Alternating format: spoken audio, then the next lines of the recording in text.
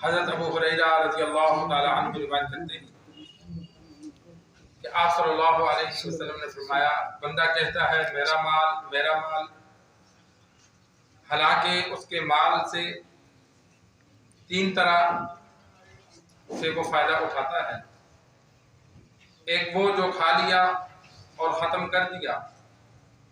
دوسرا وہ جو پہن لیا اور پوسیدہ کر دیا، تیسرا وہ کہ جو اللہ کے راستے میں دیا اور ذخیرہ کر دیا، باقی وہ چھوڑ کر لوگوں کے لیے دنیا سے جانے والا ہے۔ سرکار دو عالم صلی اللہ علیہ وسلم نے مال کے تین حصے فرمائے کہ انسان جو کہتا ہے میرا مال، حقیقت میں کل مال کے تین حصوں سے وہ فائدہ اٹھاتا ہے، باقی مال اس کا نہیں رہتا۔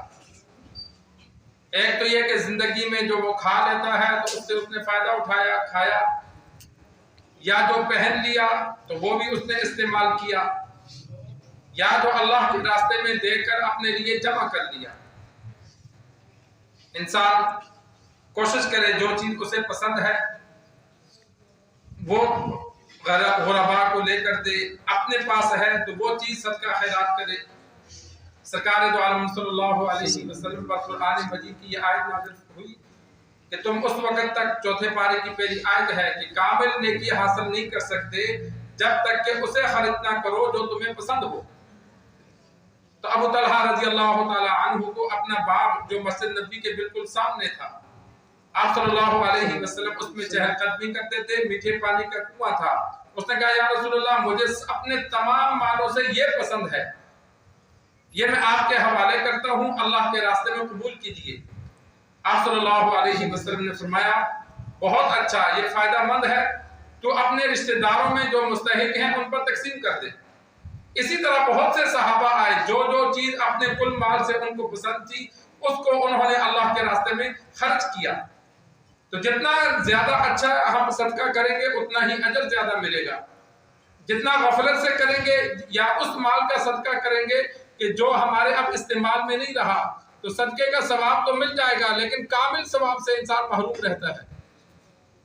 تو یہ صدقہ وقتاً فوقتاً کر کے جو انسان اپنا مال جمع کرتا ہے، تو سرکار دو عالم صلی اللہ علیہ وسلم نے فرمایا یہ تین طرح کا مال انسان نے فائدہ اٹھایا، باقی جو مال رہ گیا وہ لوگوں کے لیے چھوڑ کے چلا جائے گا۔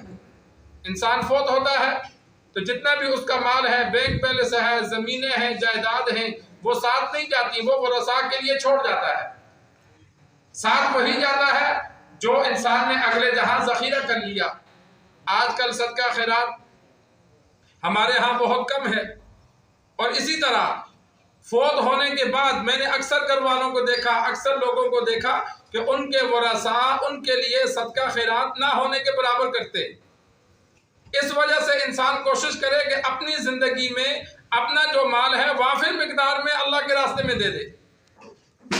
اگر بچوں کی ضرورت سے زائد ہے، اپنی ضرورت سے زائد ہے، تو اس کو جمع کر کے بچوں کی عیاشی میں رکھنے کے بجائے اپنے لیے اگلے جہاں میں جمع کر دے۔ اگر وہ جمع رکھے گا، بعد میں جو اولاد ہے، عزیز و اقارب ہیں، وہ استعمال تو کریں گے لیکن اس کے لیے خرچہ جب پیچھے سے صدقہ خیرات نہیں ہوگا تو اسے تو ثواب نہیں ملے گا۔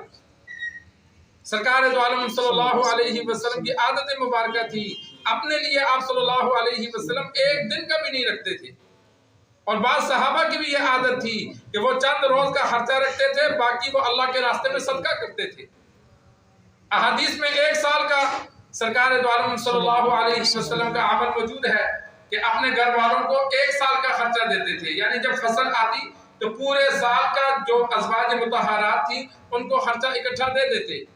کھجوروں کی فصل ہوتی تھی، ہر ایک کا حصہ مقرر تھا کہ سال میں اتنا بیوی کو دینا چاہیے، تو وہ آپ صلی اللہ علیہ وسلم دے دیتے، لیکن وہ بھی آپ صلی اللہ علیہ وسلم کی ازواج تھی، وہ بھی سارا صدقہ کر لیتی تھی، اپنے لیے رکھتی نہیں تھی۔ تو ایک سال کا علماء نے لکھا کہ انسان کے پاس اگر اللہ نے مال زیادہ دیا ہے تو وہ ایک سال کا اپنے پاس جمع رکھے،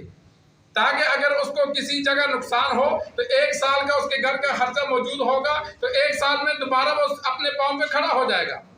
تو اپنے گھر کا جو ایک سال کا خرچہ ہو وہ انسان بینک بیلنس رکھے، جو اس سے اوپر کا ہے اگر ضرورت سے زائد ہے تو پھر انسان اس کو غربا میں صدقہ کرے.